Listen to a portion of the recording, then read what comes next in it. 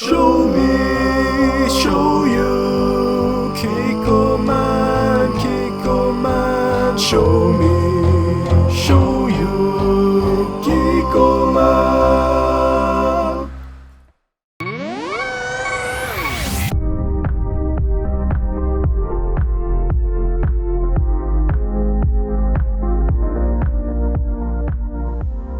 And hello, everybody.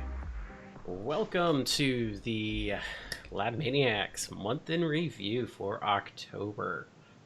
Today I've got Dan, that guy over there.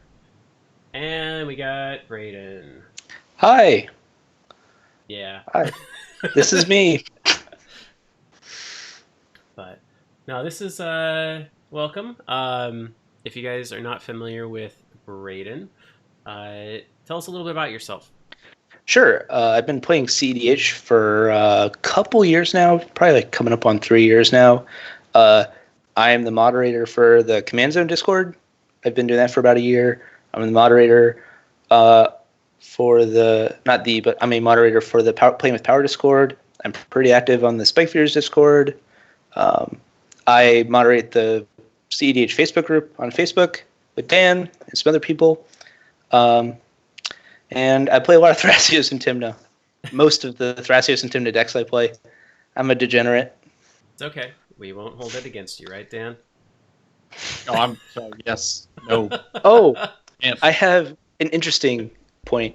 My first Thrasios and Tymna deck was Dan's Thrasios and Tymna deck, except horribly gutted because of budget problems. Well, depending on who you ask, my first Thrasios Tymna deck was horribly gutted for brain problems. So I mean, you're definitely not wrong. 28 lands. How is this a primer? We did get that out of it. You cannot. Yeah, we did. You cannot drop that port. You got a whole song out of my first cEDH deck. Yes. Yeah, That was special. I miss Tenrose. Yes, I do too. It's been a really long time since I've seen him do anything. Yeah. Have you seen anything from Guesty on r/EDH in a while? Oh, I unsubbed to the EDH subreddit. Oh. Well, welcome I don't everybody. know there. always friendly. r/EDH is just, it's interesting to say the least. I like seeing people who are wrong talk about how evil I am for liking to play Magic the way I like to play. That's what I like. Yeah, I mean, it's interesting because r/EDH, there's so many different opinions that go bounced back and forth on there, and I mean, like I made a post on there recently about a casual deck I was brewing, and some people were really spot on about like what I was aiming for, and some people were just like way out of the ballpark. Like, you just have terrible cards in here. I'm like, I do, but it's for a purpose. Yeah. I clearly outline in the post. It's kind of funny because, like, if you post on the cEDH subreddit, you expect to get that kind of critique, so you usually don't post things like that on the cEDH subreddit. But when you post on the EDH subreddit and they're talking about how you're too casual for the EDH subreddit, you're really getting some special folks. Yes, indeed. And where are you supposed to go then? Don't. Legitimate question, actually. Probably the EDH subreddit, to be honest. It's Yeah. Well, there you go. yeah. But Well, now that we've derailed the conversation, I'm going to force us back on track. Welcome to the October Month in Review podcast. As Cameron said, Dan, Cameron, and Braden are here, and we are going to talk about the last approximately 28 to 31 days of cEDH. So, first up, we are each going to share some interesting game situations, cEDH, cool content. There's a lot of hyphens and forward slashes in the formal notes that are not the ones I'm looking at. Sorry, Cameron. First, Cameron, would you like to talk about any notable, interesting games, situations in cEDH / cool content that experienced you in the last month? I can't speak right now. Wow, you must think I'm so drunk. I'm just really tired. yeah, I know that feeling too. From my end, I've only gotten like 2 cEDH games in this last month. I've just been pretty busy. I did get a chance to sit down and play some casual EDH at the shop that Sheldon is at when he's here in Seattle. Got to talk with him for a bit. But yeah, I was playing a not Kenrith the Returned King, but Will and Rowan Kenrith deck that is a really different take on Super Friends. That I know Cobblepot at one point said Will was broken, and after playing him for a little bit, I totally understand what he's talking about. So think of a game where you cast a Planeswalker. It somehow lives because it has a really strong protection ability on it, and it comes back to you, and you -2, and you draw 2 cards, and then it generates like 8 mana for you. All right, I can get behind that. Yeah. I've lost most of the games I've played against that deck in casual EDH, I think. Yeah. Or at least those commanders. They're very powerful. My 2 Planeswalkers in the command zone is kind of silly. yeah. it is. The last I don't know what game, they were thinking.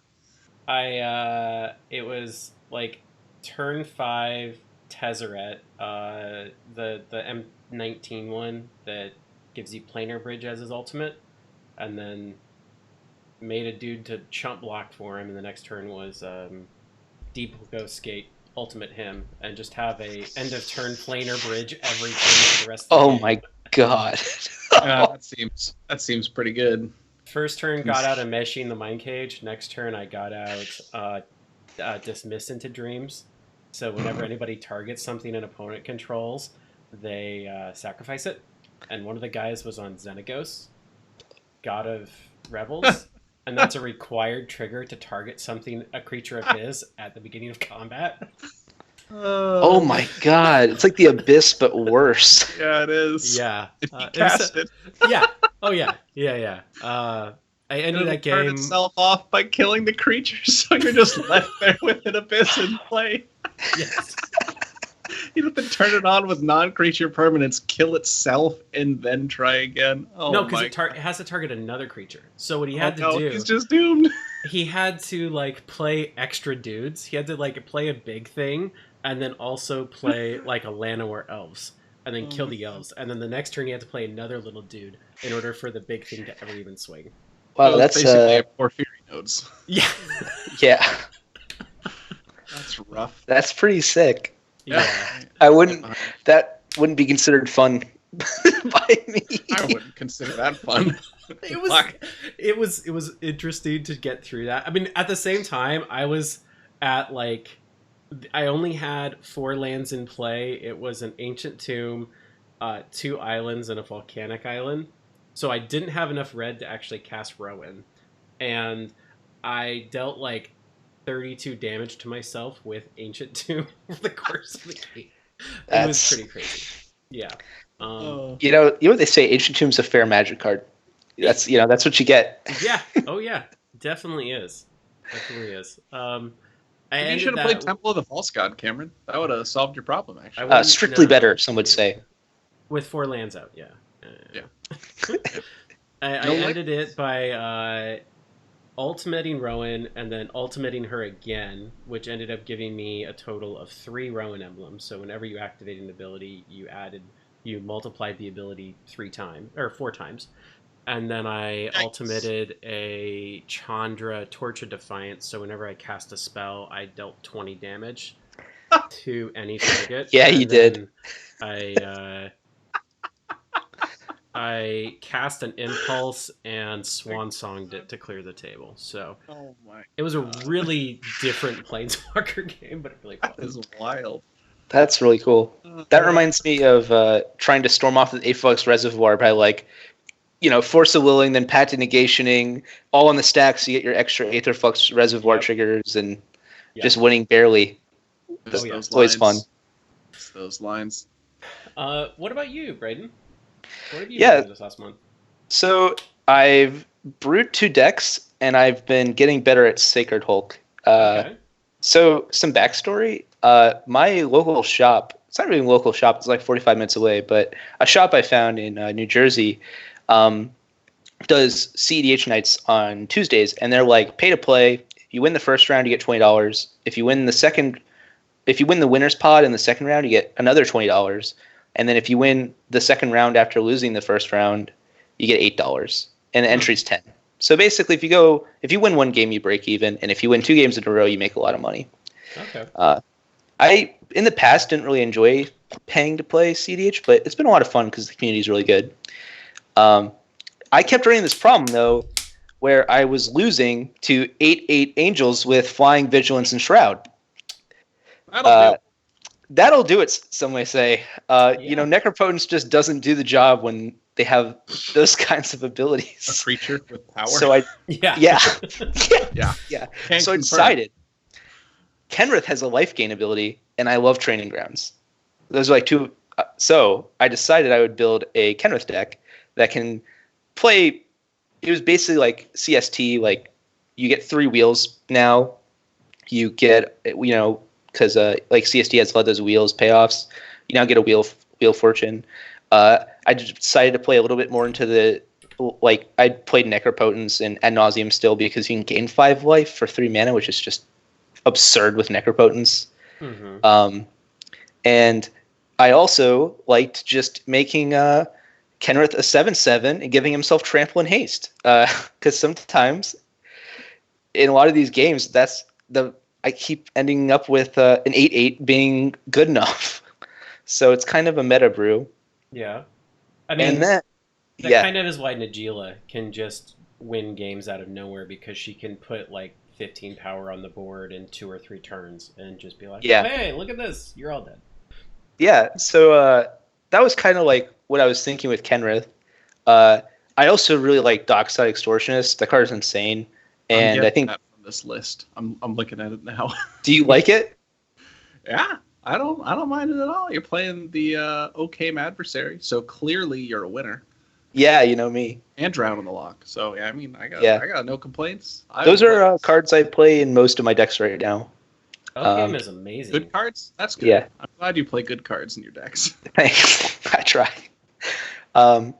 So I also really like the Temur Sabertooth Dockside combo.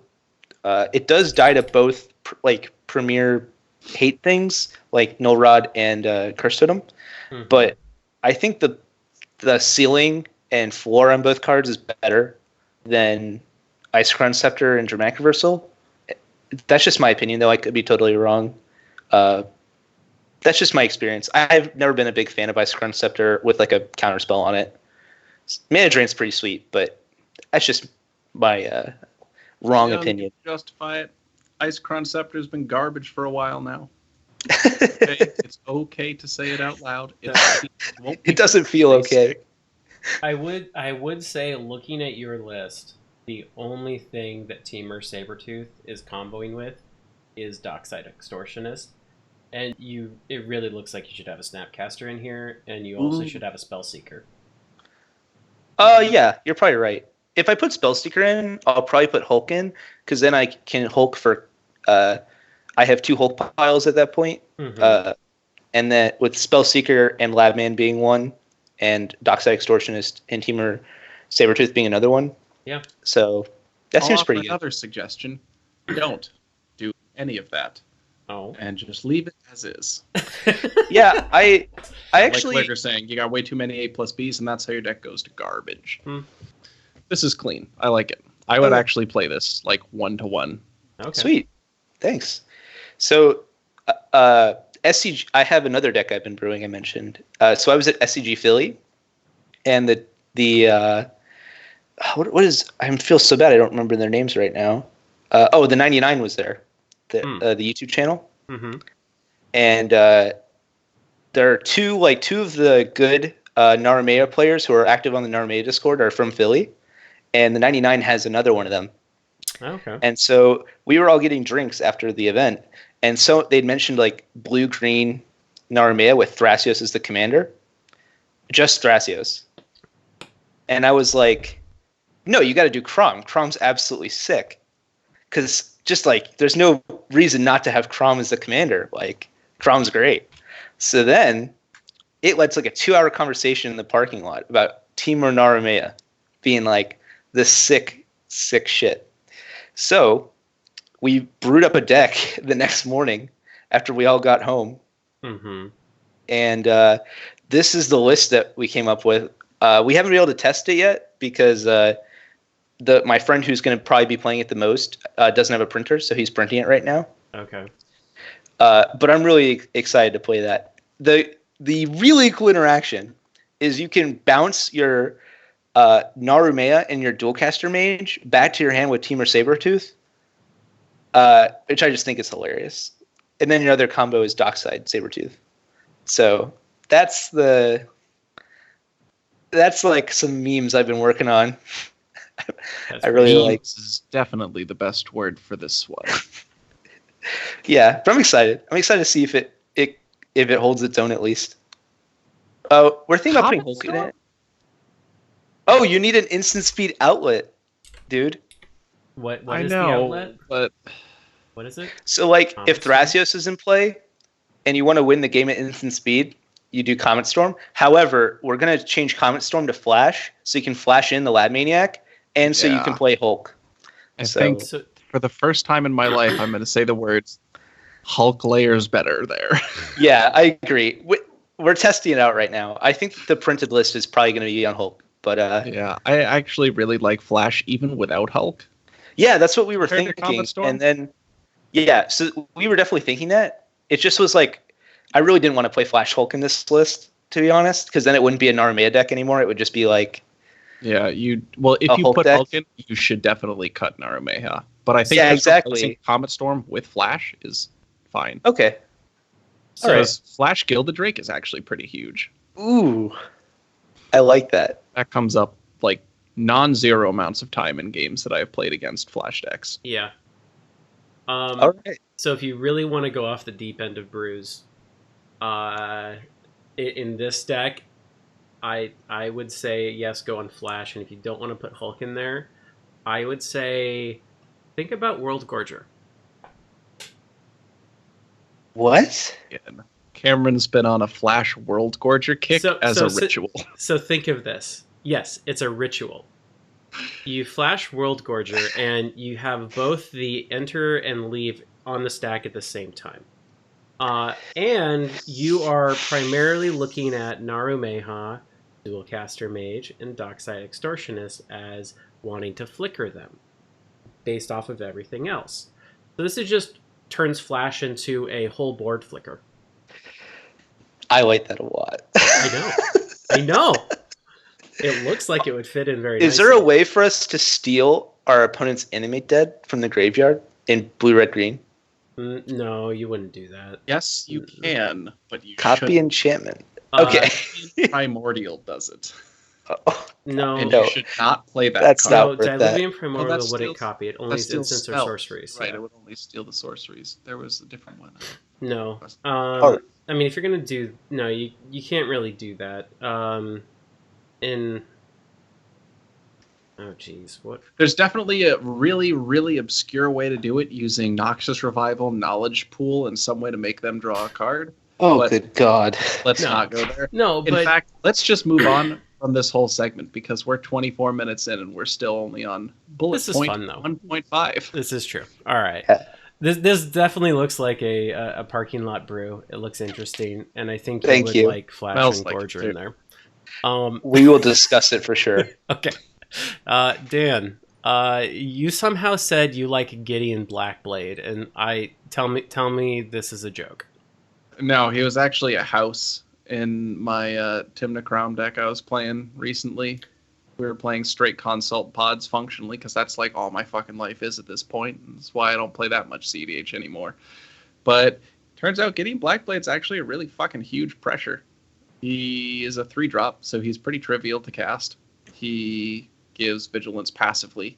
Or not passively, but like his active either gives you lifelink or Vigilance depending on what you want. So with Crown, he's really strong because Vigilant Crown blocks the format. And if there's not a format to be blocked, lifelink Crown really cleans up. And he also just exile stuff and is a 4/4 that can attack and doesn't get hit by any of your pyroclasm effects because he prevents damage to himself. So you don't have to remove counters in a Clasm control deck. He was actually just extremely good. I mean, I was playing... I'm going to spend the next 30 seconds talking about this. Mm-hmm. I've been playing 9 Planeswalkers and Tymna Crown, and it's been significantly better than playing Thrasios Tymna with like the usual suite. Planeswalkers are really good because no one techs for them, and everyone's removal doesn't line up effectively against it, so they're almost permanents that can't be attacked because in a Clasm control with a Vigilant, he is white. It was surprisingly trivial. I was impressed by how trivial the mana was. I never even once thought about not being able to cast any of them because it never came up that I couldn't cast them across several games. And that's all I'm going to talk about it. Planeswalkers are better than you think right now. Do you have also a link to your desk list? No, I have yet to put it online because it is not ready for that. Okay. That seems really sweet. Oko's dope as hell too. Yes, Oko is dope. Yes, that card is crazy. crazy. Set review that is in the pipeline when Cameron has time. Oko is cEDH playable. He is the first best no static ability planeswalker that is like just main deck functional for cEDH. What decks do you think it overperforms or performs well enough that you should just slot it in no matter what? Honestly, literally every mid-range deck right now. And I think he's just better than anything you can be doing, like a Rhystic Study. I think Oko is better than Rhystic Study right now. Wow, I think Oko is disgustingly strong right now. I saw him uptick a Zur the Enchanter on Tuesday, and I just was like, wow, that's not okay. Yeah, we're cycling back. The cEDH meta is cycling back casual, which I think is bound to happen. Yeah. And then someone's going to rediscover stacks, and it'll actually be time for that to happen. And then we'll go through the process. Stacks will happen, and everyone will hate it. And then Sheldon's going to ban something stupid like Time Vault, and that's going to happen and warp the meta. And then we're going to come back around to Consult because actually it's just more efficient. And then we're going to go back, and then we're going to be like, actually, Planeswalkers. And let me play this like 2-mana 12/12 because that's where we're at Magic when the cycle continues. And that's how it goes. Can I say something about Planeswalkers? Kind of like it's kind of on topic. I've found just slamming a Jace, Wielder of Mysteries, is like great. I've had some people be really surprised that I say that, but I keep just slamming him on turn 2 or turn 3 if I can, and he just sticks. People like when I see a Crom deck, sometimes he gets taken down to 2 or 1, but then usually they want to start pressuring people's life totals with Crom because that's what he's really good at, and I've just seen him sit. And then a lot of times they're playing a deck like Sacred Hulk where you have so many consultation effects. You're just like, oops, I top decked one of my consultation effects. I'm going to play that. I win. Yeah. Yep. It's clean. Yeah. Jace is strong. Yeah, I think he's kind of insane, actually. Next up, really solid. New spice and interesting developments. So, the first one is a bit of a downer. Lab Maniacs are going to be like passively on hiatus for our regular videos for the next several months at least, just due to Cameron's compounded work and school schedule. He physically does not have the same amount of time because that's how life works. Yeah. And we don't want to give you guys the content that you're used to, but done really poorly. We'd rather just wait a bit and then do the good stuff still. So I'll still be trying to do some of my starting off at a lower quality standard content so that I can get you guys some stuff. And we will still be working as we can, like Cameron's. When he has time, we'll edit the Throne of Eldraine set review, I would imagine. But don't hold your breath for gameplays for the next many months, I think. And other videos like that. Set reviews will be prioritized just because they are time-based. But in general, we're going to be scaling back the videos just because we have not... Well, Cameron literally does not have time yet. Yeah. If it makes you feel better, set reviews are my favorite things you guys do. Oh, thanks. Me too, actually. Yeah, I mean, it's an interesting take on new cards, and it's probably some of our widest viewed content, that and the month in review. So we will be continuing month in review. It's a really nice wrap up for everything that's been going on, and I've really enjoyed what it's done. I was really wanting to do like an update on what all's happening podcast for quite some time, and thanks for joining us here, Braden. Thanks to all the other people who've joined us in the past. It's great. So expect those, and we may see some additional content that is not based off of me. That's the hard part. Yeah. And I know at least through the new year, I'm going to be pretty swamped. So, and then I am graduating hopefully in June. Dan is also hopefully graduating in June. So, Please, fucking get me out of this shit. yeah. So we have a few crunch time frames in our future. Yeah, I got a thesis to write. Oh God. Dissertation to defend. Yeah, I've got a capstone to make for next 6 months, and that's going to be a challenge too. So That's the downer. The rest of it's good stuff. Yeah. Next up, let's talk about Brawl Decks. These are some garbage, functionally SDCC style product release that WotC did. So in their infinite wisdom, they came up with an asinine format called Brawl to try and get EDH players to play shit cards from Standard so that they would spend more money directly from WotC as opposed to buying singles because they're not idiots. And it didn't go terribly well because Brawl is stupid, Standard card pool is terrible, and nobody wants to play a rotating 1v1 multiplayer. It was never really clear what was going on there. It's 1v1 on Arena, like 4 days a month. Yeah. So, I don't know. The biggest complaint... the biggest complaint I've already heard from people who built Brawl decks and then stopped playing Magic for like 3 or 4 months due to work, and they came back, and their deck was no longer legal. That's the reason for EDH, is that you don't have to worry about that. Sorry, Dan, I interrupted. Go for it.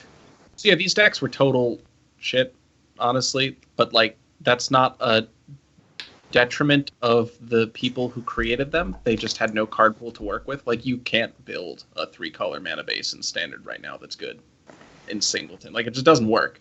So they did their best. They added Command Tower to Standard because that makes sense. That's pretty sweet. Yeah. And then they printed Arcane Signet because they needed to sell this shit. And EDH players had to buy it because who the fuck else is going to buy a shitty EDH product? Which is how we got Kool-Aid and Arcane Signet. Yeah, I picked up one. I got the Esper one. Came with a crazy amount of good cards: Smothering Tithe, Watery Grave, Arcane Signet. If only the Commander precons came with that level of card quality. Yeah. You'd fucking think, right? We're paying twice as much for those fucking shits as the Brawl precons, and we get how much ass in every single one of those? Hey, Dockside's pretty good. All right, sorry. I want more Dockside effects. An excellent red card, and so much shit in those things. Yeah. All right.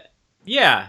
So apparently we've heard Wave 2 of that incredibly low stock product. Actually, the lowest stocked item in 16 years of SCG's history. My official LGS had 8. They got 8 decks total. My 2 of LGS each. bought every single Walmart out of them and sold them for $43 to $50. So here's the stupid thing. Your LGS got 8. Every Walmart in the country got 8. Mm-hmm. Yeah. Which doesn't even make sense. Doesn't it? I watched My LGS is like a I watched my LGS. People were coming in with bags of Brawl decks, and they were just giving them $100 bills. Like, Wow. I thought that was really funny. That's called arbitrage. Yeah, that's a little frustrating. But I mean, I went to Walmart and I bought out Walmart and I kept 2 decks for myself. And wow. Scumbag Cameron. I sold them to our patrons who weren't able to get them for cost and shipping. So That was pretty good. Yeah, Everyone is I like sold- Santa Claus.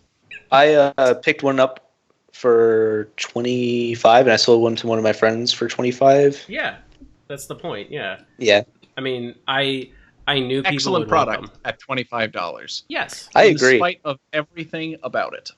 I agree. I think it was a great product for me. Yeah. I love buying 4-card sealed boxes of staples. That's what That's what From the Vault are, and this was just From the Vault. They packaged it very strangely. They slotted the cards in between other cards. Thank God the cards weren't foil. Yeah, exactly. That awful From the Vault foil. Can you imagine? Get your shiny arcane signets.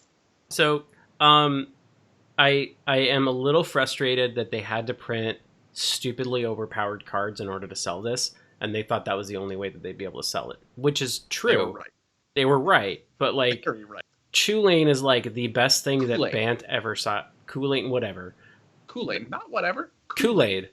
Okay. Kool-Aid. Gotcha. Yes, Lurker understands.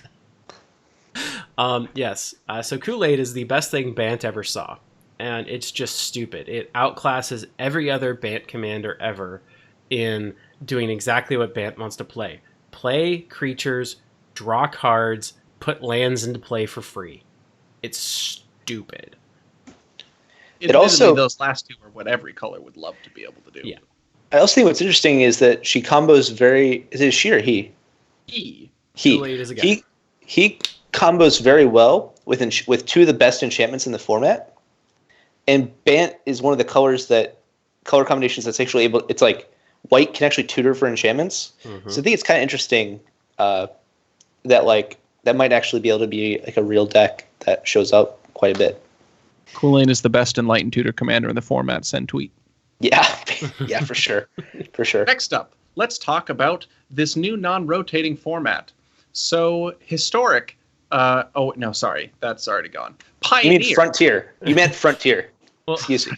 Sorry, I get so lost with all of these varied non-rotating shit formats. Pioneer is the new one, and it's actually pretty cool. So, Pioneer is Modern 2, because Modern is overly expensive. Cards are hard to find. Wizards doesn't know how to reprint them because there's not even a reserve list, and they just can't do it. And it's basically being abandoned. So Pioneer is the new hot non-rotating format. It starts in Return to Ravnica, which for many of you who probably don't know me from undergrad, was the first set in which I started competitively playing Magic. I attended my first actual competitive REL events with various Sphinx's Revelation decks in that time frame. And I'm very excited for this format because most of the sets are pretty sweet and it's awesome. And also I have Mardu vehicles ready to play, and I can play Gideon Blackblade in that. Oh wow.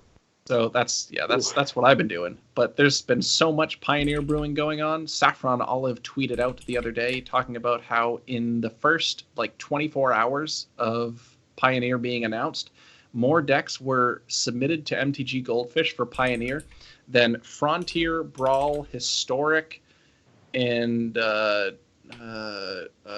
maybe it's just those three. But either way, it's like all the... Oh, and Tiny Leaders combined over the course of their entire lifespans.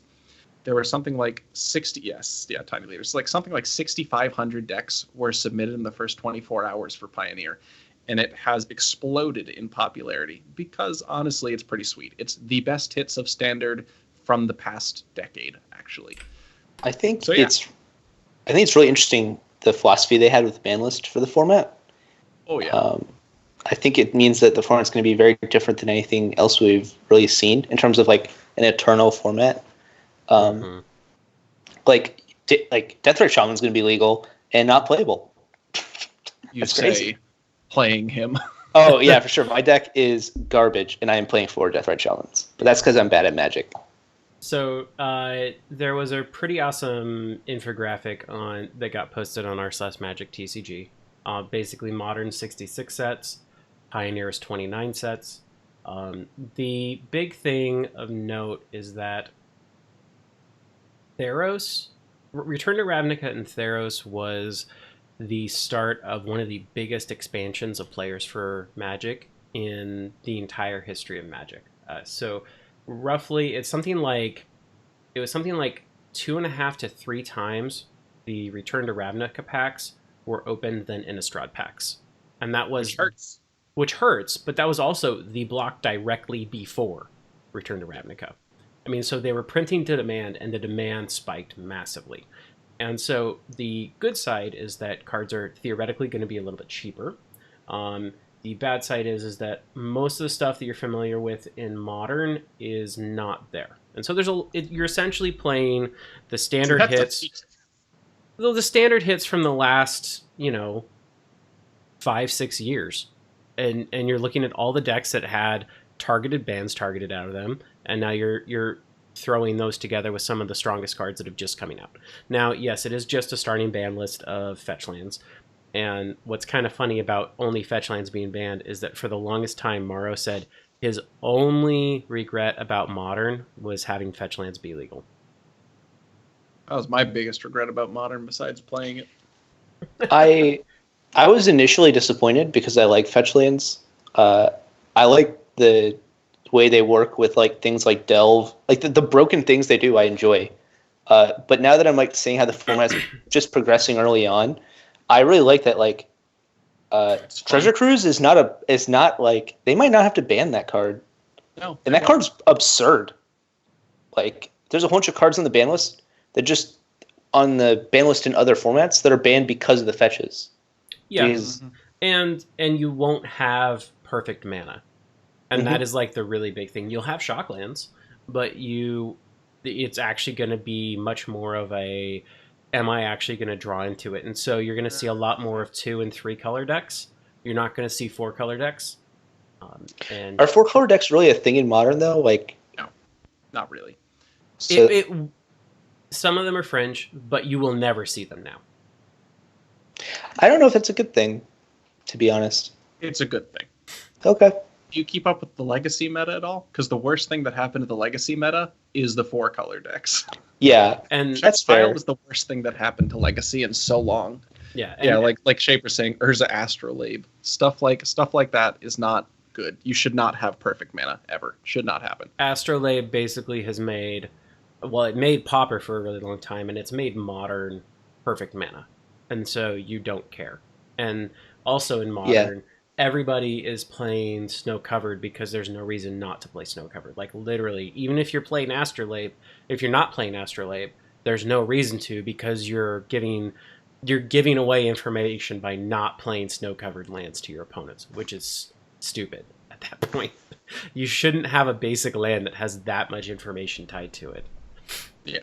But either way, the point of all of this in a cEDH podcast is that Pioneer is going to fuck the card prices. So don't buy anything that's good in Pioneer right now. That'd be stupid, but do sell it. Yeah. All those Planeswalkers, like $20.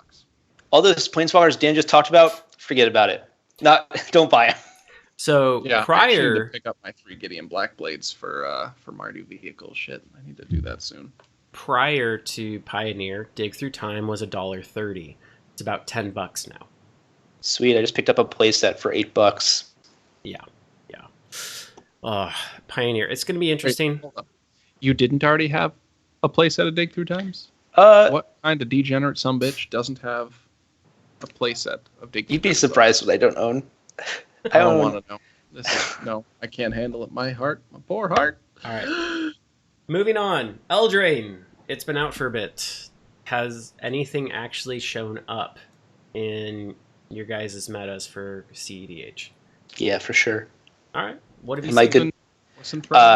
Oakhame Adversary is great. Amazing.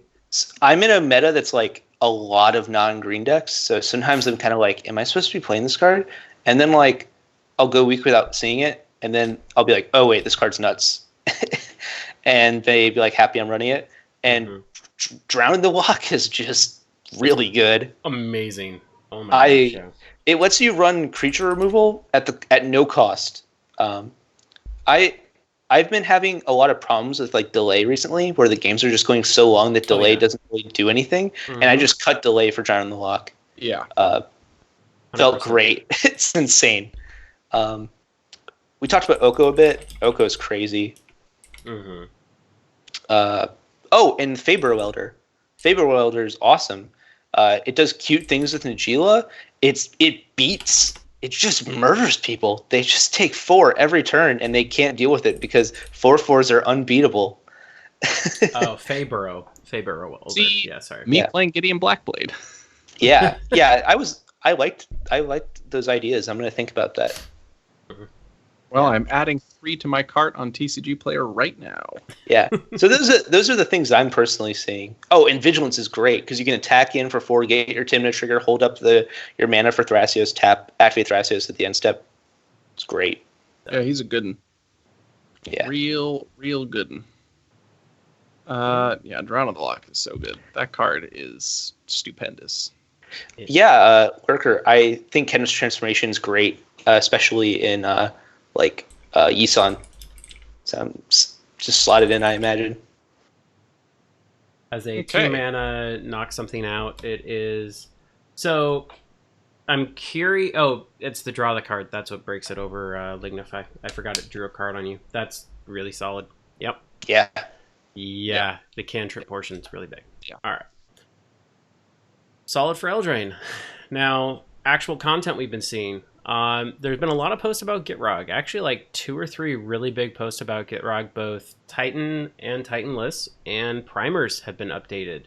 For those of you who have not seen those or have not actually dealt with Gitrog, you can look on Reddit, and there are a lot of really great information. We did we did a deck tech with Leptis quite a while ago, and all of the Gitrog tech is still pretty solid there. There's no real major changes. It's just minor packages that are being swapped out. But yeah, a new 20-step loop for Titanless Gitrog. Yeah, Gitrog is basically the deck that can do anything it ever wants to by looping any spell that you ever thought they ever had in any land and play ever. It's stupid. Yes, the 20-step loop is faster than the previous 60-step loop. I disagree. In both cases, I have it, I win now, is what that looks like in context. And both of them, I have it, I win now, and I have it, I win now, actually are quite similar in speed. You might notice a slight difference in inflection, and that's those 40 steps. But in reality, they're kind of the same speed. It does matter for people like me who play play sanctioned cEDH pretty often. I play sanctioned cEDH like twice a week. So we don't have a Gitrog player, and I'm very happy about that. As someone who used to play Gitrog quite a bit, I would like to see it more because I think the meta should be punished a little bit. But I think part of the problem is people are afraid to screw up and just accidentally kill themselves. So we don't have it. Yeah, I can understand that. But yeah, Gitrog is one of those that can just destroy a meta if people aren't playing the right types of interaction. So if you are looking at a new deck and you haven't tried the Frog yet, all hail the Hypnotoad. I used to have a meta where I would play triple Yisan at least once a week. Oh, God. Just so they could bully me. And I built Gitrog specifically to take advantage of them. Mm-hmm. And I'd be like, oh, you guys want to play triple Yisan? Oh, I brought Gitrog this week. And they would just die. Oh, yeah. Oh, yeah. It's Fair just super fast, super consistent, really hard to interact with. If they don't have immediate answers to Frog, you pretty much win. Yeah. So, after all of those Frogs articles came out, we also had Cobblepot's Lessons from the Fringe. Now, last month, Dan and I both... we lamented Cobblepot's Yorick deck and how painful it was to actually play against, and how we lost to Arboreal Grazers. I thought that was some sweet tech when I was reading the article. Yeah. I was very impressed. It is pretty crazy. Cobble actually went through and explained all the sweet tech you can go through here, showed quite a bit of the value that you can get just out of Yorick. It's 100% worth it to give it a read. You get both a little bit of a picture into Cobble's mind. Which is scary. It is very scary. And apparently he's also working on something with Bag of Holding. So... his Anya list with Bag of Necropotence. It looks quite hilarious. Ooh, that's really interesting. It's wild. With Madness? Yeah. Yeah, I mean, Yeah, that's interesting. discard the card, cast it with Into Madness, exile. into exile, cast it with Madness if you want to, your choice. But then you can also return it with Bag of Holding to your hand and do it all again. So it basically is a card that removes the downside of Necropotence, which is pretty cute. Oh. Next up, we have something from the Spike Feeders. You may have seen Jim, I believe, lurking around in chat. Spike Feeders every year or every season, I guess, do one of their $75 budget deck building contests, and they are excellent. This year they had, in order of magnitude, more submissions. 95 submissions? Yeah. Maybe it was 50 more or something. It doubled. But either way, it's getting up there in the amount of decks being entered. It's pretty 92, sweet. Yeah. They posted their gameplay from that today, I thought. Yeah. Recently. I saw it very recently. So no spoilers for everyone in the audience, but go ahead and give that a watch if you like to see real budget decks duking it out. That is... Do we have a link? Someone want to link their video for that as well? Working on that bit right now. Just a moment. So, Cobblepota's article, Spike Feeders crushed it with that budget deck building contest. And then another one of the cEDH Facebook mods and a patron of ours, I am Ozymandias, on Twitter, posted a very, very nice and thorough article discussing how Xerox applies to Grixis consult decks, specifically through the lens of looking at land counts. And it was an excellent read, and I would highly recommend that to everybody that plays cEDH, not just people who are interested in playing Xerox or in playing Grixis, because it is actually one of the better write-ups I've seen about Xerox and actually the best write-up I've seen about Xerox and cEDH. I think there's a lot of widely held knowledge that is inaccurate on the topic of land counts and other things like that. When you talk to people about it, a lot of times people, I think, don't. They use logic that I don't think is accurate, if that makes sense. They have these they don't understand how fetches apply to likelihood of drawing cards and other things like that, if that makes sense. Oh, you mean overblown math on deck thinning stuff? Yeah. Gotcha. Yeah. So I think it's really useful to have a read something about that's actually pretty fact-based, I guess. Yeah. And it's a decent shot at the theory behind what a Xerox is and how you can apply it. I really enjoyed the read. It's something that I've looked into in the past, and I've built a lot of budget decks with the Xerox moniker on it as a way of making things better without having the budget to actually make them effectively better. I was actually inspired by the Xerox build you did for one of the budget contests to look into building a budget Sacred Hulk deck, because you don't actually need a lot of the you're only really playing a Sultai deck that occasionally needs white mana. So I think that helps in terms of your mana based budget. And also a lot of the pieces of the Hulk pile are extremely cheap. Yeah. So I was just kind of thinking about that after I read this article and thinking back on the Hulk piles that you'd worked on with Xerox. And that actually was one for a budget brew. That was one specifically with the whole goal of hey, all I really need to do is I need to find enough lands in order to cast a really bad tutor to get Hulk in hand and then cast Hulk. And so you have some minor interaction, but you can look at every piece of instant speed card draw as effectively a quarter of a land-ish. And it makes it so the deck feels a lot thinner than it actually is. Let's see, was there any other... Nope, that was the last piece of big content. There was one thing we forgot to mention earlier, which is the Better Know a combo with Spike Feeders and Josh Lee Kwai from the Command Zone. Oh, yeah.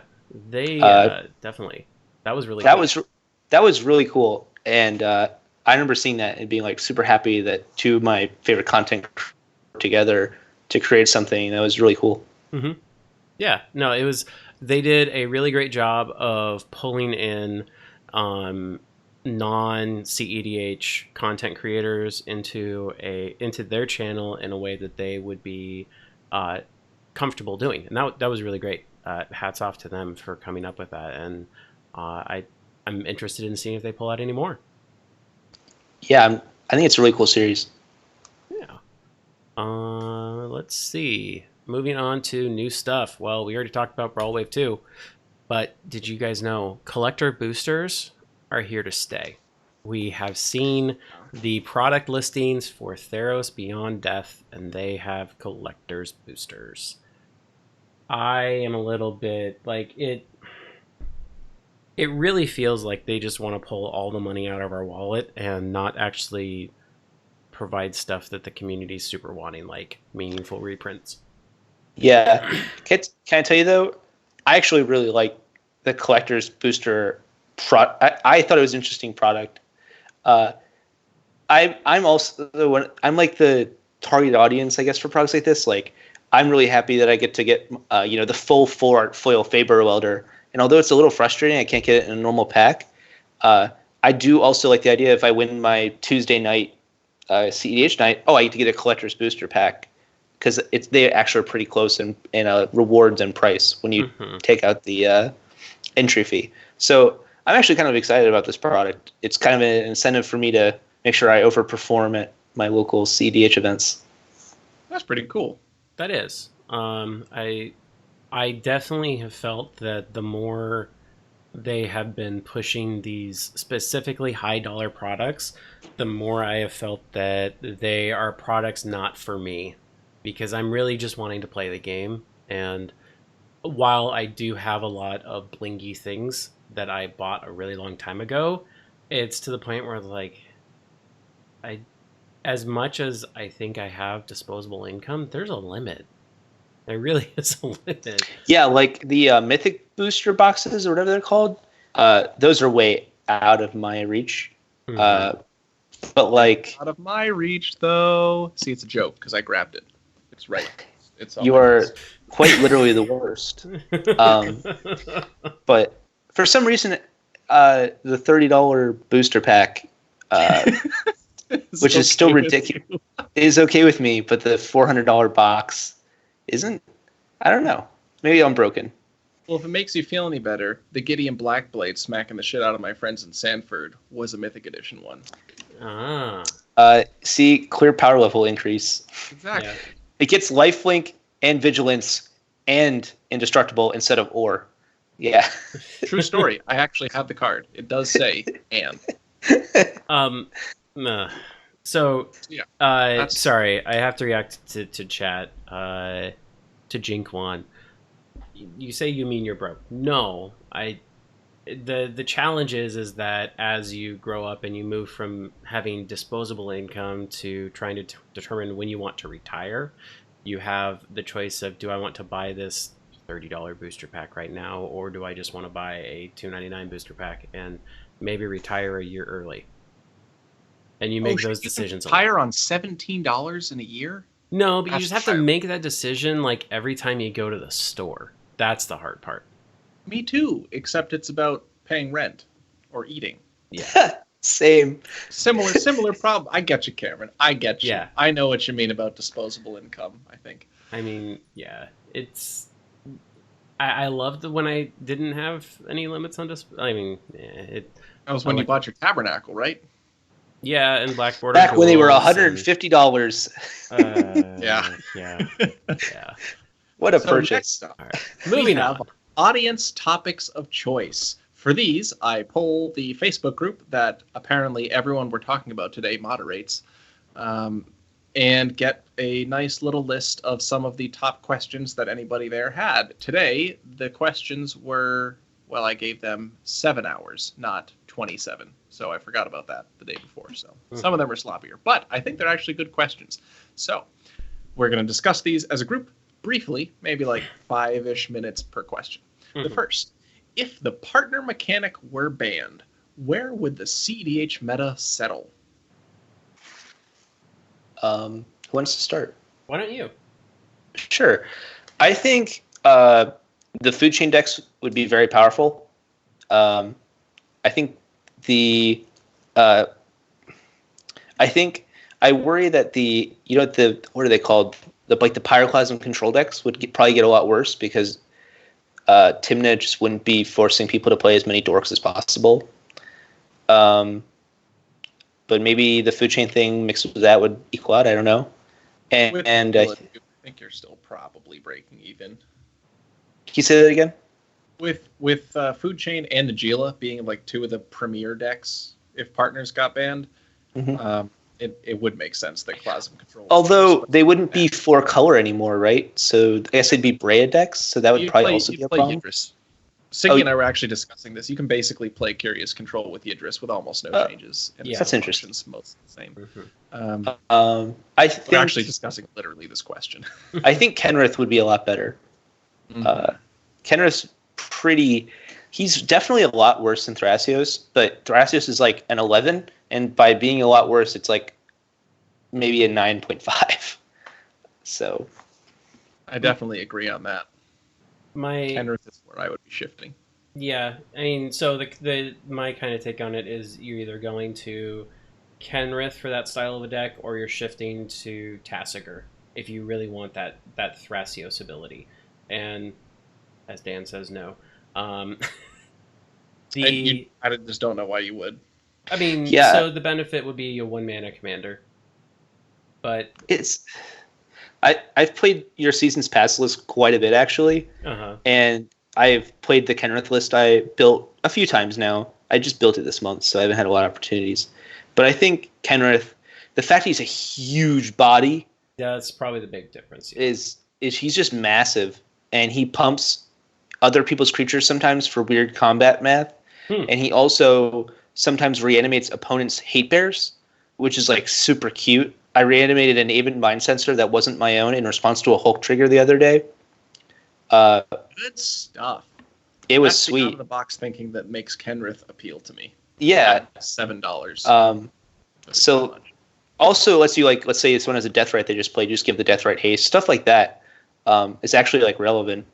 And I think the problem with Tasigur is like if your opponents are bad, Tassigur's insane. Like he's just absurd. I mean, he's really broken if your opponents are bad. But sometimes your opponents aren't bad, especially when you're like doing cEDH meetups. So, oh really? That's when my opponents are the worst. But yeah, okay, I get you. I think that you have like the 5 colors and you have wedges, but I also think that some of the guild commanders would also step up a little bit higher than they currently are. So like, I think Momir Vig might show up a little bit more. I think Niv Mizzet might show up a little bit more. Niv Mizzet can't blow up dorks though, which is one of the things I really like about Niv Mizzet. Like he can just go, if you just go like opt, opt. You know, you're not going to do that, but you can just kill a Tymna, which is when I feel the worst playing against Niv. Yeah. I mean, you just cast opt, you'll draw 2 cards and kill a Tymna. Oh yeah, you're right. Yeah. But I mean, dorks are still going to be around. You're not going to have the tons of commanders, but yeah, Tymna, the combat math that Tymna made us switch to would adjust at that point quite a bit too. Man, I am grumping out right now that things didn't work out such that the set review could have been published on Monday, because there are like 5 different things we've talked about here that I go on like 5-minute rants about how they no longer apply or how things like that. Tymna's not warping combat math. Tymna doesn't matter anymore. Najeela is warping combat math. 4 toughness is relevant. I don't think you're right. I know, but I am. It's okay. I see Tymna. I see so much Tymna doing so much work. I play a lot of Tymna though. Mm-hmm. Like when I look at your meta may not have adapted as aggressively as mine then, and that's true. Much nicer. And I'd rather play any meta. Like Oakham Adversary is like insane to me because like he's a 2/3. Yeah, it's like with Death Touch, it's absurd. Yeah, so that was actually the card that inspired me going off. I had a feeling. I was like blocks Tymna. I was like, doesn't fucking matter if it blocks Tymna anymore. Because 4 toughness now, bitches. Well, because you have Curious Control, and basically Vile Smasher blocks Tymna all day long, so people are starting to adjust to that.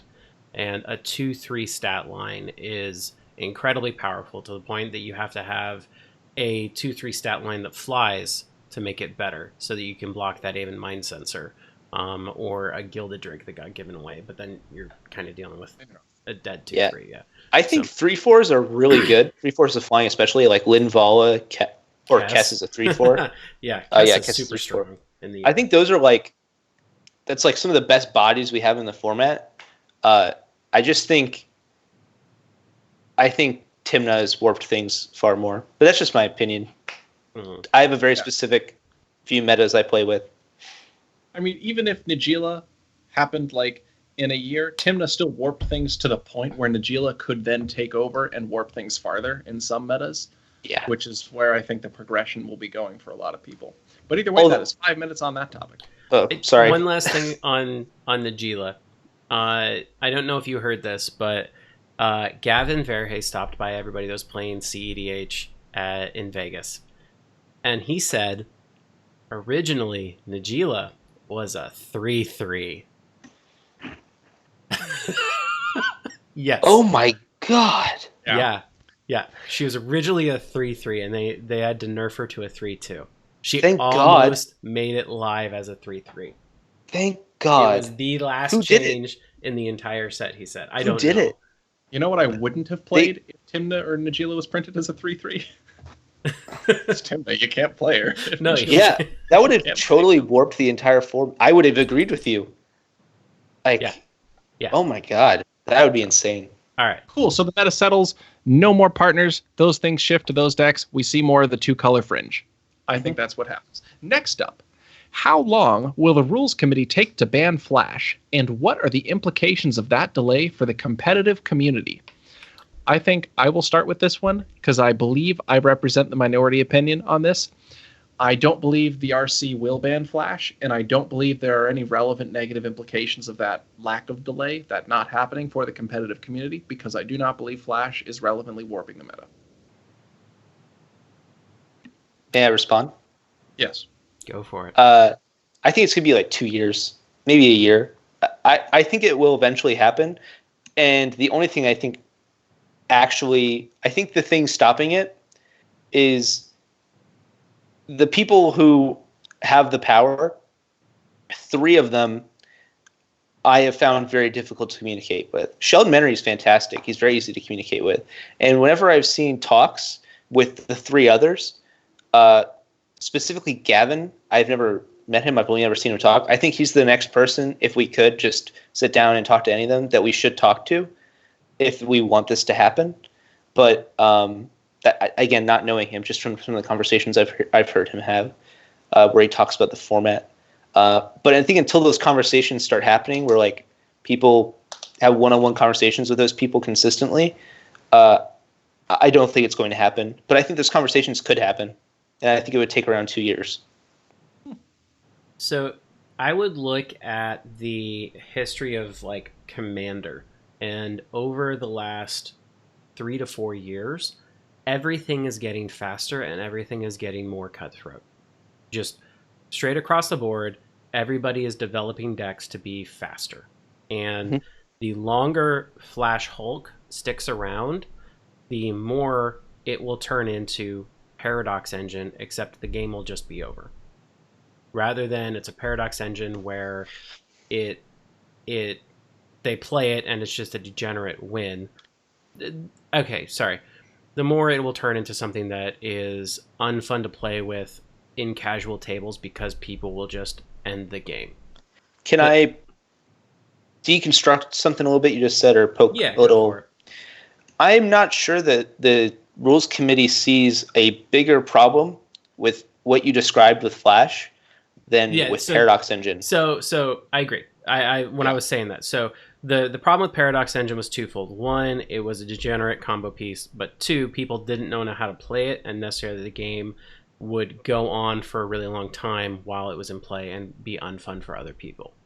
The problem that I see from a casual perspective is that you'll have games that will have been going on and people will be enjoying themselves, and then it's just over.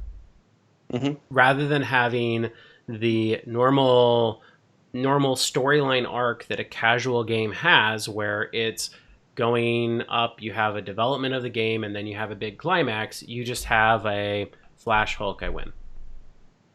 And you don't see a Crater Hoof, or you don't see some weird way of ending the game that is what casual EDH is most fun with. And without that, the more the games stop being as fun. Now, from the rules committee perspective, they're being, well, that's what you should be talking to your playgroup about. And that was their rule on Paradox Engine as well. And eventually they banned it. And that was over a 4-year time frame where people started getting more and more cutthroat. And Holy as shit, time goes along... For years. Fuck, it was printed a long time ago. What was that? I forgot that Paradox Engine was 4 years old. I'm thinking like Kaladesh came out in like late 2017 or early 2018. So I mean, Flash and Hulk have been around for actually the same amount of time, maybe a little bit longer. But now that people are specifically getting more and more cutthroat, the next, like, it's a progression. Just like every other arms race at a casual table, it is the nuclear option at the high end. And people will get there. Nuclear. The nuclear option. Yes. Oh. Yes. All right. I don't see it very likely that the way you're describing it will happen, to be honest. I think the lack of tutors in many casual circles, like almost like just a hatred for them, will make it so that turn to Flash doesn't happen very often. Well, I think in cEDH, we obviously are seeing that. Well, I don't even think that's actually the problem with it in cEDH. The problem is that you can win on the stack on top of people. But yeah, if Breakfast Hulk was Flash Hulk's power cap, then I think Flash would be less offensive to most players who want it banned. I think Shuffle Hulk is, to a lesser extent, Sacred Hulk are more problems than Breakfast. Yeah, I win on the stack with Hulk extremely often. Yeah, almost always. That's what it does. And that's in Sacred Hulk, which is like not even like not technically made for that, but just Like the other day, I went for Flash Hulk at instant speed during like someone's end step with like 30 counter spells in the stack, and they countered it. And then I just hard cast Hulk and held a rapid hybridization in my hand with a mental misstep and a summer veil, or not a summer veil, veil of summer, for about 15 turns. We went to time. The last turn, or like second to last turn, there was a counter war because someone was like, well, I got to go for it. And then I just won on the stack. That's like, excellent. It was also kind of bullshit. Oh, no, that's beautiful. If you're rapid hybridizationing your Hulk to win, you deserve it. You deserve that shit. There was a small group of people watching the game, and the game had gone on for an hour after I had tried to Hulk. And they're like, when the game ended, they're like, why didn't you just rapid hybridization the Hulk? And I was like, I didn't need to. I just waited. Yeah. Why? Yeah. So that is our answer to the Flash question for cEDH.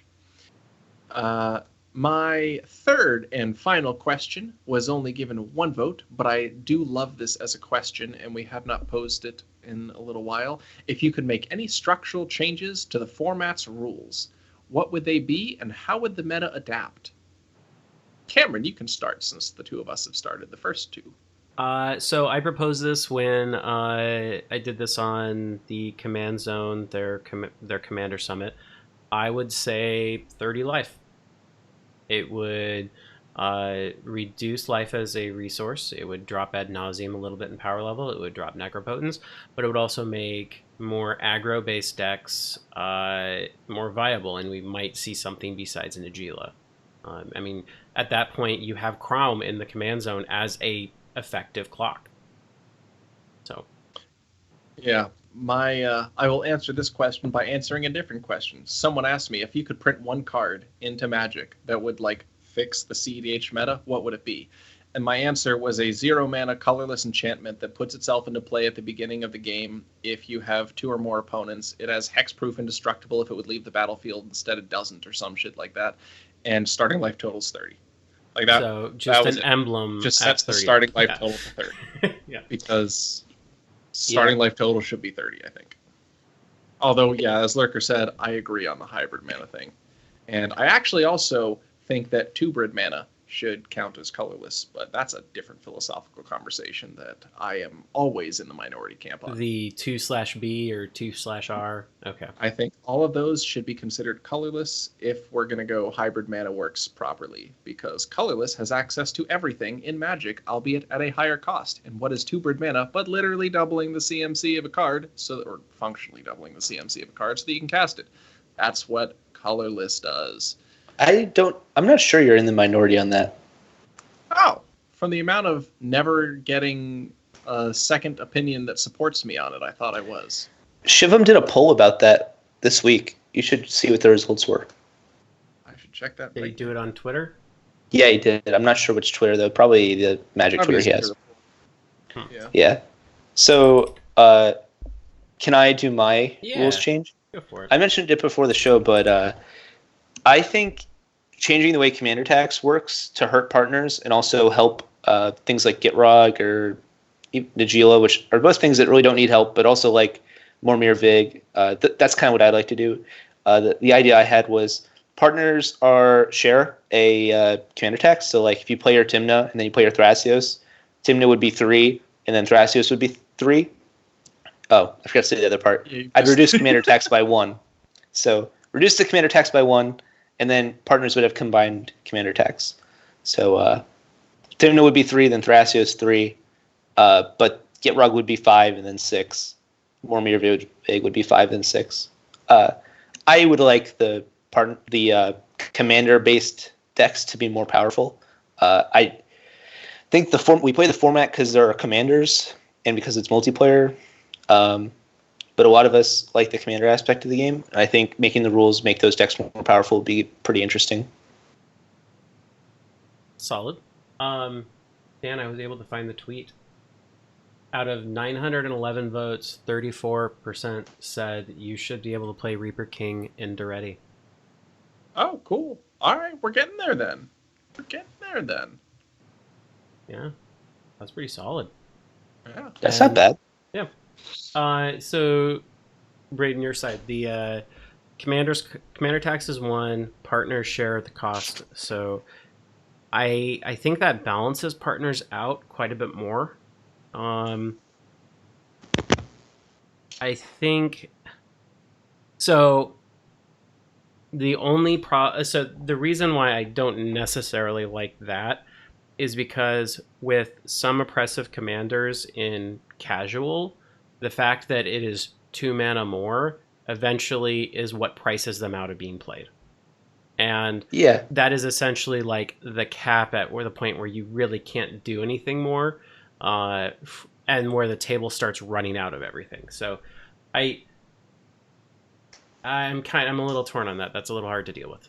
Counterpoint, that's a feature.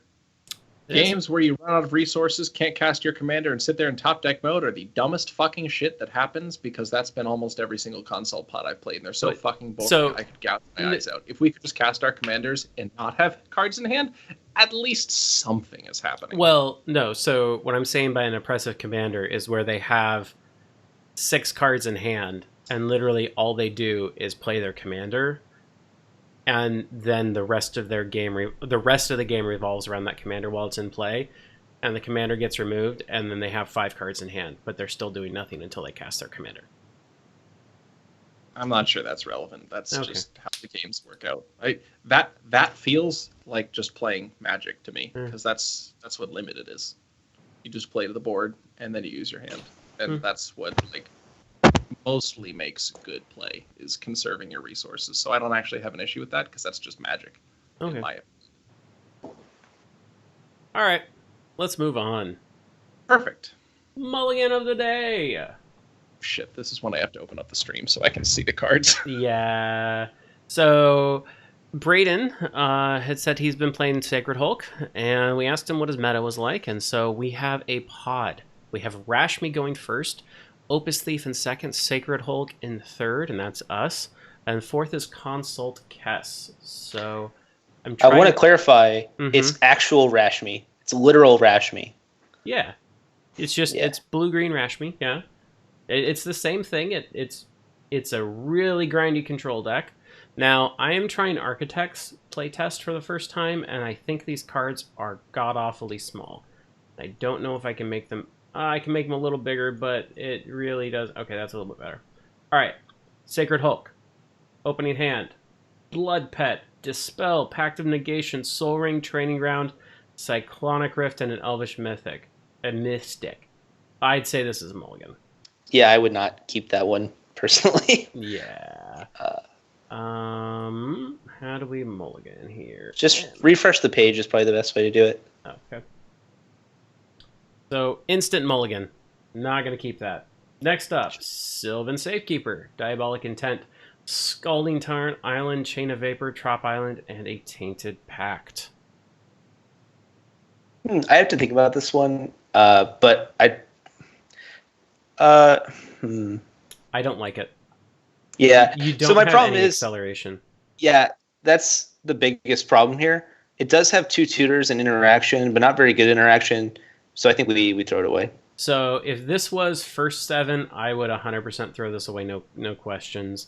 If this was second 7, what I would say is, if I took one of these cards out, would I keep this hand? And I would probably still say no, I wouldn't keep it. Yeah, I think you're right. I would just go for another.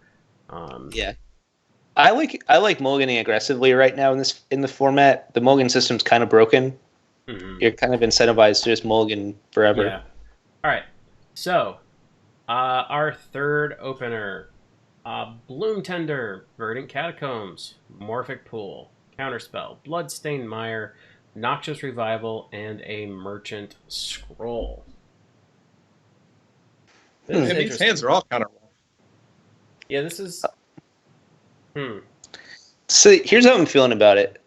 These are all 4 pretty controlling decks. Yeah. Um, I'm kind of okay with this hand in this pod. Yeah. I like that. I don't know. It's hard. Bloom Tender's just the worst dork with a hand like this. But I think it gets the job done. I wouldn't be very happy about this, but I'd probably keep it. Yeah. So what do you put back? Noxious Revival? Yeah, that's what I'm thinking. 1, 2, 3 lands. Because Noxious Revival guarantees you a 4th land drop. I think I would. we're gonna put hit back Bloodstained Mire. We're gonna have to make our land drops. I think I'd do Noxious Revival. Yeah. Right? Yeah, there's no chance that I'm putting back a 3rd land in a pod with control. So I'm keeping either one of the. I think what our goal here is to just let these 3 other decks sort themselves out and tutor for flash at some point once we've drawn a Hulk piece or another tutor, and then just try to win on top of something really late into the game. I don't think we're doing anything for a long time. Yeah. We might just play Thrasios in turn 2, play Tymna on turn 3, and hope the Rashmi player didn't play Rashmi on turn 3 or turn 4, which they probably didn't, knowing the guy I play with. Well, fair enough. There it is. Yeah. All Yeah, right. these hands are weird. I'm not thrilled about that hand, though. No, these are These are not all nice kinda hands. Yeah. Let's see if we went down to 5, what we would get. It's going to be gas. That's a great hand. Yeah, I was gonna say I would have kept that 5 without seeing the other 2. Holy shit! Yeah, It just gets better. That's a great. That hand so is good. nuts. All right, so now that we found gas, what do we put? What 2 cards are we putting back? Noxious Revival. I actually don't hate Noxious Revival because, like, let's say, Are we putting Flash back? I think we're putting Flash away Yeah. for sure.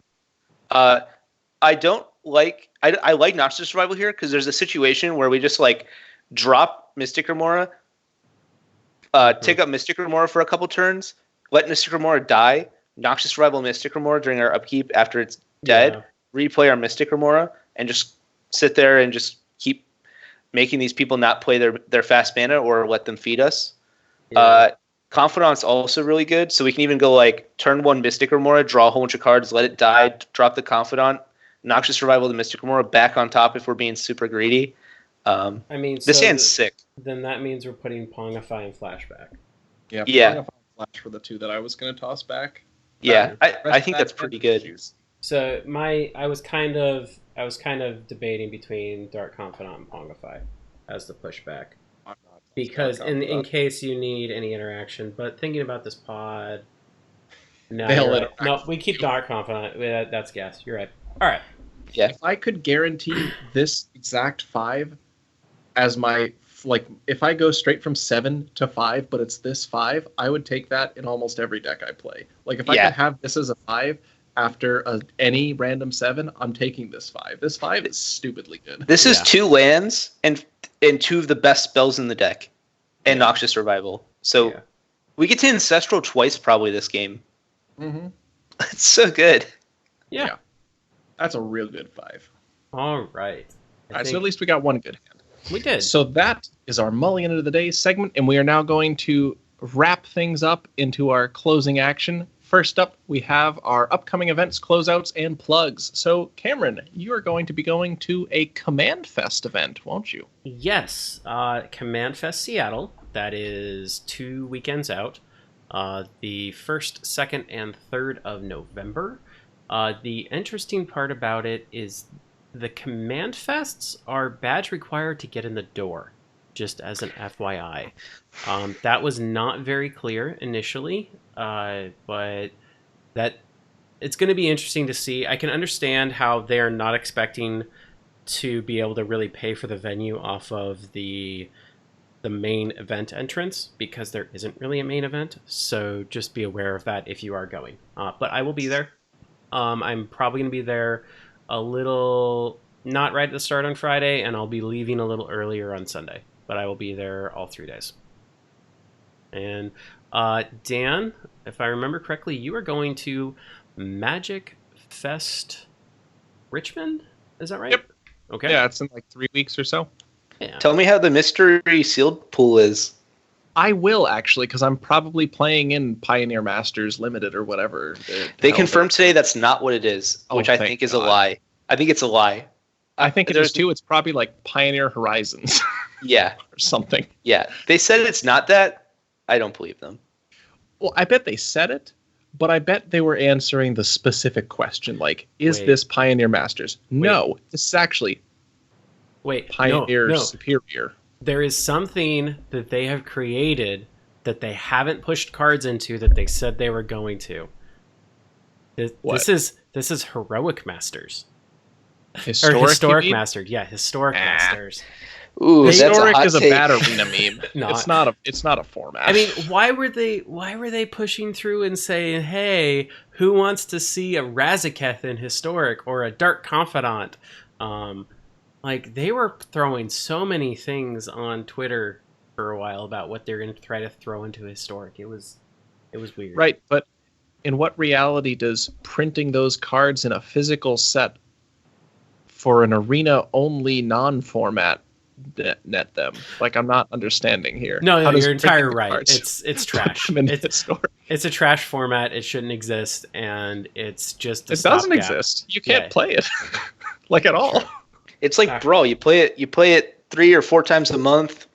Pretend it doesn't exist the rest of the time. Yeah. So, MF Richmond, I will report back about what this mystery thing is, because I'm probably playing in one of those $20 mystery drafts. And also, I will have Will with me. So if you see me, don't be weirded out if someone is sitting on my shoulders, because that happens sometimes. Yeah. Braden, are you going to be going to any big events here soon? I'll definitely be at DC for the DC Commander Fest or whatever. Mm-hmm. That's in December. I believe so, yeah. There's going to be a GP in New Jersey in January, right around my birthday. So I'll definitely be going to that. And besides that, I'll just be playing a lot of cEDH in the Philly area. So if you're a Philly cEDH fan,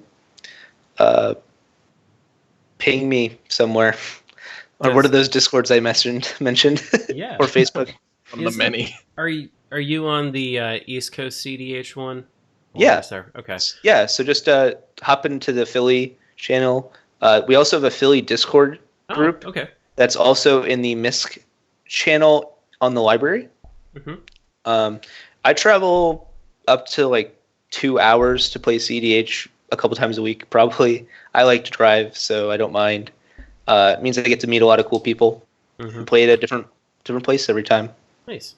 And by library, he means the Discord that is a library of different things for cEDH. If you don't have the invite, you can go to ladmaniacs.com/library, and it will take you directly there. That's awesome. Yeah. Nice. So last up, to close out our month in review podcast, we always do a not strictly Magic related, just brief talking point stuff that's been going on in our lives. And Braden, would you like to start with yours? Yeah, it's a bit of a depressing one. Sorry, guys.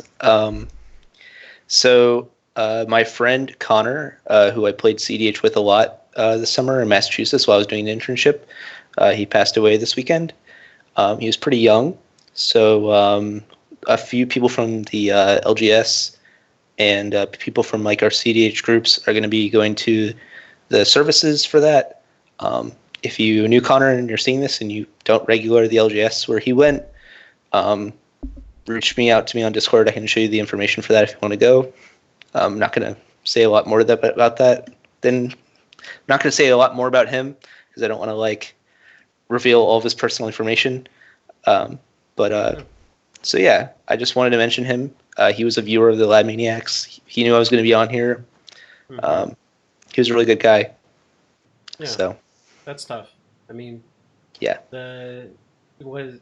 Not to dive in too deep, was he sick for a while or was it a sudden thing? It was a sudden thing. That's right. So yeah, he was active on the cEDH and the Yisan Discords and the Massachusetts Discord. So you might have seen him around there, but I'm not. Again, I said his real name, so I probably shouldn't say what his Discord name was. But yeah. So people might have interacted with him. That's tough.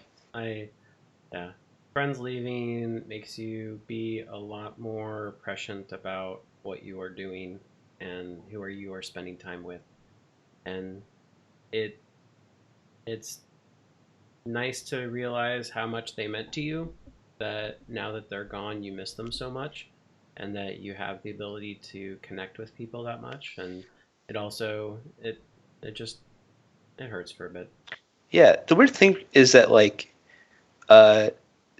to me, this is something a lot of people probably experience who play cEDH, especially if you play online. It's I don't know his family. I don't know. My friends who I play cEDH with don't know my family. My family doesn't really know what I do when I go off somewhere and play Magic for a few hours. It's made me want to talk about that a little bit more with them, so they kind of know to reach out to those people if something ever happened. So one thing I would say with that, I've dealt with this a little bit. I played WoW for 5 years, and while we were playing WoW, you kind of build up a family of people that you play with, but you only know them. You don't know the rest of their family. You might know their names if you talked with them a lot.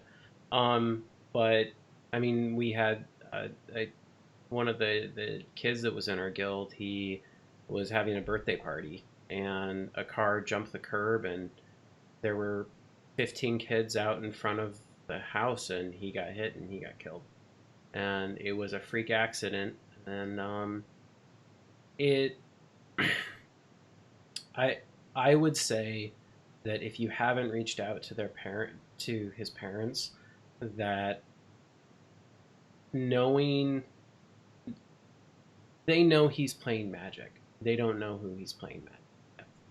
And knowing that there was a group of people that he spent time with and that were also impacted by this, and also somebody that they can share memories with, might help them as well as you.